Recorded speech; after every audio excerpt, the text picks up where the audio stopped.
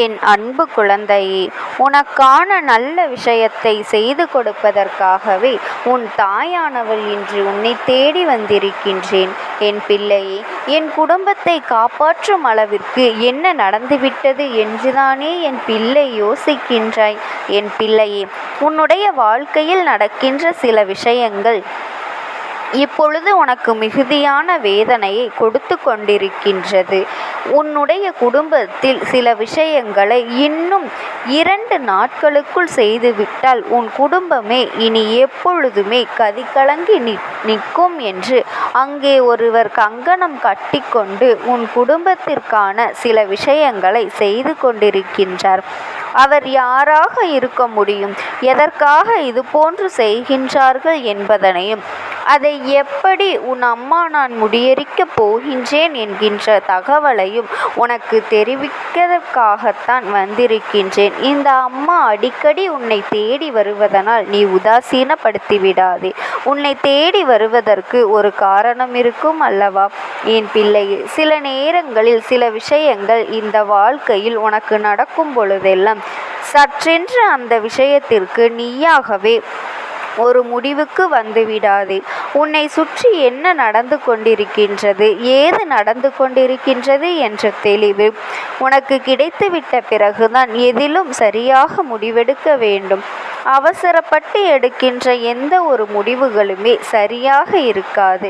ஆத்திரத்தில் எடுக்கின்ற எந்த ஒரு முடிவுகளும் சரியாக இருக்காது.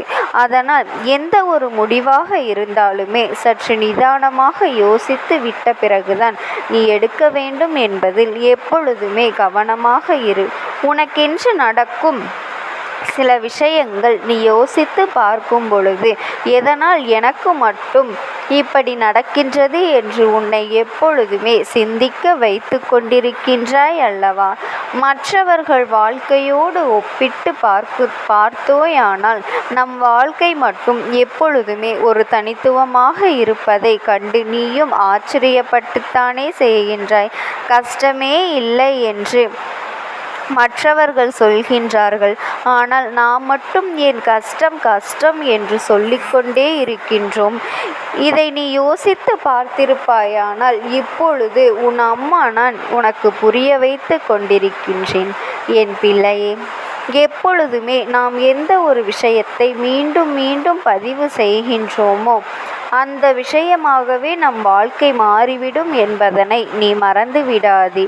அப்படியானால் ஒருவர் நான் நன்றாக இருக்கின்றேன், எனக்கு கஷ்டம் எதுவும் இல்லை என்று அவர்கள் சொல்கின்ற பட்சத்தில் நிச்சயமாக அவர்கள் ஏதேனும் ஒரு வாழ்க்கையில் இருக்கின்ற கஷ்டங்கள் கொஞ்சம் கொஞ்சமாக அவர்களை விட்டு விலகி செல்லும் என் பிள்ளையே. ஆனால் கஷ்டம் தொடர்ந்து வருகின்றது, பிரச்சனைகள் அதிகமாக இருக்கின்றது, எனக்கு மட்டும் ஏன் இப்படி இருக்கின்றது என்று சொல்ல சொல்ல மேலும் உன்னை பிரச்சனைகள் சூழ்ந்து வந்து துரத்தி கொண்டிருப்பதை நீ உணர்கின்றாயா இல்லையா?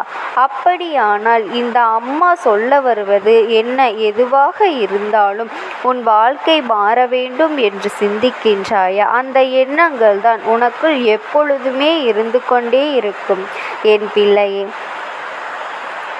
இந்த நேரத்தில் நீ மிகுந்த கவனத்தோடு செய்ய வேண்டும். உன்னோடு இருந்து உனக்கு செய்கின்ற ஒவ்வொரு விஷயங்களுமே சர்வ நிச்சயமாக உனக்கு நன்மைகளைத்தான் தந்து செல்லும் என் தங்கமே.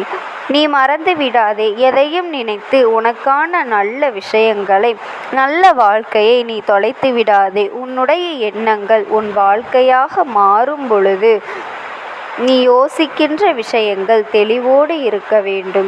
நீ எப்பொழுதுமே இப்படியே சிந்தித்து கொண்டிருப்பதனால்தான் உன் வாழ்க்கையை கேலிக்கூத்தாக இவர்கள் நினைத்து விட்டார்கள்.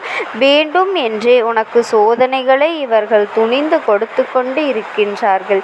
என்ன செய்து உனக்கு வாழ்க்கையில் எதை கொடுக்க வேண்டும் என்று நினைக்கின்றோமோ அந்த விஷயங்களை எல்லாம் இவர்கள் இப்பொழுது உன் வாழ்க்கையில் முழுமையாக மாற்றிவிட நினைத்து விட்டார்கள் என் பிள்ளையே. நடக்கின்றது உன் அம்மா பார்த்த பொழுதுதான் புரிந்து கொண்டேன் என் தங்கமே. உன்னை அவர்களுக்கு பகடைக்காயாக மாற்றக்கூடிய ஒரு விஷயத்தை தான் அவர்கள் செய்து கொண்டிருக்கின்றார்கள். உன்னுடைய நடவடிக்கைகளை அவர்களுக்கு எதிராக திருப்ப முயற்சி செய்கின்றார்கள். நீ செய்கின்ற விஷயங்கள் எல்லாவற்றையுமே அவர்களுடையதாக மாற்ற நினைக்கின்றார்கள். அவர்களுக்கு தேவைப்படும் பொழுது உன்னை உயர்த்தி பேசுவதும், அவர்களுக்கு தேவைப்படாத பொழுது உன்னை தாழ்த்தி பேசுவதும் மட்டுமே தன்னுடைய குணமாக அவர்கள் வைத்து கொண்டிருக்கின்றார்கள். இந்த மனிதர்களுக்கு மத்தியில் நிச்சயமாக எதையுமே நீ செய்வது கடினம்தான். தன்னுடைய உயிரை தவிர மற்றவர்களின் உயிர் அவர்களுக்கு பெரிதாக இல்லை. தன்னுடைய வாழ்க்கையை தவிர மற்றவர்கள் வாழ்க்கையை பற்றிய கவலை இங்கு யாருக்குமே இல்லை. என் தங்கமே, நீ அவர்களை நினைத்து கவலைப்படாதே. இந்த விஷயத்தினால் தனக்கு ஒரு விஷயத்தினால் நன்மை கிடைக்கின்ற என்றால் அது எத்தனை பேர் வாழ்க்கையை அழிந்தாலும் அதை பற்றி அவர்கள் கவலைப்படுவதே இல்லை. அதனால் யாருக்கு என்ன நடந்தாலும் அதை அவர்கள் சிந்திப்பதே இல்லை. தன்னுடைய உணர்வுகளை அவர்கள் வெளிப்படுத்துகின்றார்கள், அவ்வளவுதானே தவிர மற்றவர்களை நோக்கிய சிந்தனைகளோடு ஒரு நாளும் ஒரு துளியளவும் இல்லை. இதையெல்லாம் இவர்கள் செய்து கொண்டிருக்கின்ற இந்த நேரம் நீ பட்ட எத்தனையோ வேதனைகளுக்கு எல்லாம் இவர்கள் பதில் சொல்லி வேண்டிய நேரம் வந்துவிட்டது. இன்னமும் அவர்களுடைய ஆத்திரம் அடங்கவில்லை. என் தங்கமே, இன்னும் 2 நாட்களுக்குள் உன் குடும்பத்தில் இது போன்ற ஆபத்துகளை விளைவிக்க நினைக்கின்ற இந்த மனிதர்களை நாம் எளிதாக விட்டுவிடலாமா? நிச்சயமாக விட்டுவிடக்கூடாது. அதனால்தான் இந்த அம்மா நான் இன்று அதை எப்படி தடுத்து நிறுத்தப் போகின்றேன் என்பதனையும் உனக்கு சொல்வதற்காக வந்திருக்கின்றேன். தெளிவாக கேள் என் தங்கமே. உன்னுடைய குடும்பத்தில் இருக்கின்றவர்கள், அதிலும் வயதில் பெரியவர்கள் இங்கிருந்து இந்த உலகத்தை விட்டு நிரந்தரமாக செல்ல வேண்டும் என்று நினைக்கின்றார்கள். அதற்கு என்ன காரணம் தெரியுமா? பெரிய ஒருவர் இருப்பதனால்தான் உன் குடும்பத்தை நெருங்க முடியவில்லை. அவர்கள் எல்லா விஷயங்களிலும் தலையிடுவதனால்தான் எந்த விஷயத்திலும் இவர்களால் தலையிட முடிவதில்லை.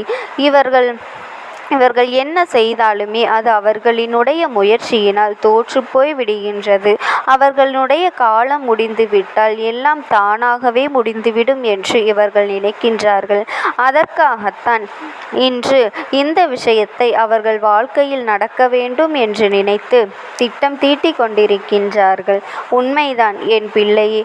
உன் வாழ்க்கையில் இவர்கள் நினைத்த விஷயம் நிச்சயமாக நடக்காது. ஏனென்றால் உன் அம்மாவிற்கு அது தெரிந்துவிட்டது அல்லவா? உன் அம்மாவிற்கு தெரிந்துவிட்ட பிறகு இது சாத்தியமற்றது. இருந்தாலும் இந்த அம்மா நான் உன்னிடத்தில் சொல்ல வந்ததற்கு காரணம் யாராக இருந்தாலும் எப்பொழுதுமே சற்று கவனத்தோடு தான் எல்லா விஷயங்களையும் செய்ய வேண்டும். நம் வாழ்க்கையில் சில விஷயங்களை நாம் சாதிக்க துடிக்கும் பொழுது அதை சாதிப்பதற்கு நாம் என்ன செய்து மனநிலையில் இருக்க வேண்டும் என்பதனை பற்றி சிந்திக்க வேண்டும். நாம் நினைத்ததை எல்லாம் நிச்சயமாக இந்த வாழ்க்கையில் நீ அடைய வேண்டும் என்று நம்முடைய எண்ணங்களை பொறுத்ததுதான் என் தங்கமே. அதற்காக நீ எதற்காகவும் கவலைப்பட்டு கொண்டிருக்காதே. இந்த அம்மாவினுடைய அன்பும் ஆசீர்வாதங்களும் உனக்கு எப்பொழுதுமே முழுமையாக கிடைத்து கொண்டே இருக்கும். ஓம் சக்தி. ஓம் ஆதிபரா சக்தி.